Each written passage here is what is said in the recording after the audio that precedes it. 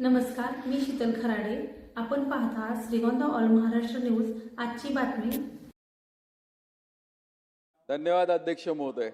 उद्या 2025-26च्या वार्षिक पुरवणी मागण्यांवरती जी चर्चा सुरू आहे, या चर्चेमध्ये बोलत असताना सार्वजनिक आरोग्य विभागाच्या बाब क्रमांक 124 पान क्रमांक 90 वरती मी आपलं लक्ष वेधत होतो.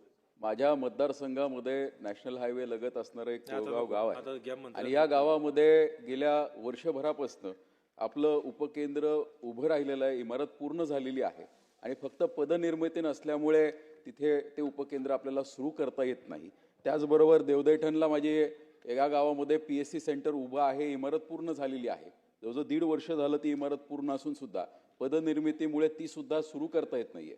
माझी आपल्या मार्फत सरकारला विनंती आहे की तात्काळ ह्या दोन्ही ठिकाणी पदनिर्मिती व्हावीत आणि ही दोन्ही जे केंद्र सुरू केलेली आहेत हे जनतेच्या सेवेमध्ये सुरू व्हावीत. त्याचबरोबर आमच्या श्रीगोंदा शहरामध्ये श्रीगोंदा तालुक्याचा एक उपकेंद्राचा आमचा प्रस्ताव हा 100 बेडेडचा शासन दरबारी प्रलंबित आहे. गेले जवळजवळ 3 वर्ष झाले आम्ही याचा पाठपुरावा करतोय.